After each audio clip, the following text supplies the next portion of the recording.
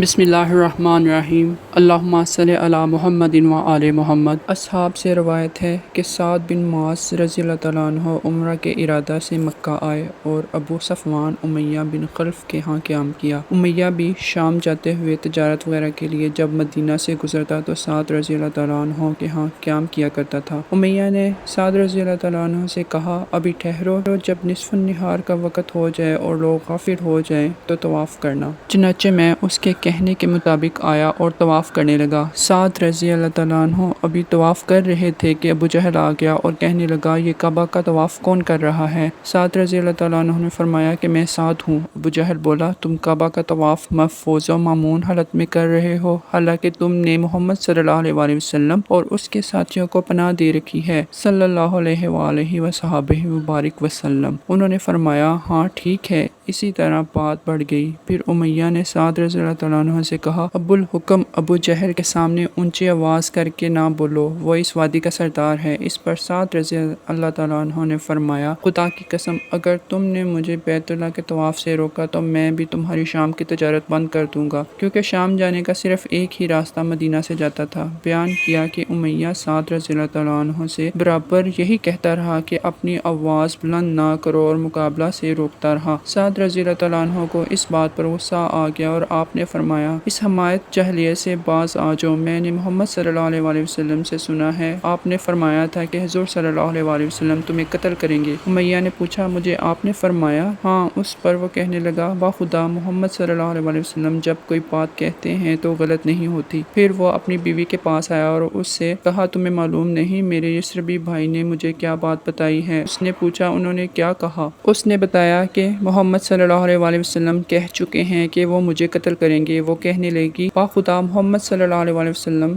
غلط بات زبان سے نہیں نکالتے۔ بیان کیا کہ پھر اہل مکہ بدر کی لڑائی کے لیے روانہ ہونے لگے اور کوچ کی اطلاع دینے والا آیا تو امیہ سے اس کی بیوی نے کہا، تمہیں یاد نہیں رہا تمہارا یثربی بھائی تمہیں کیا اطلاع دے گیا تھا؟ بیان کیا کہ اس کی یاد دہانی پر اس کا ارادہ ہو گیا تھا کہ وہ اب جنگ میں شرکت کے لیے نہیں جائے گا، لیکن ابو جہل نے کہا، تم وادی مکہ کے اشراف میں سے ہو، اس لیے کم از کم 1 یا 2 دن کے لیے تمہیں ہی چلنا چاہیے۔ اس طرح وہ ان کے ساتھ جنگ میں شرکت کے لیے نکلا اور اللہ تعالیٰ نے بدبخت کو قتل کر دیا۔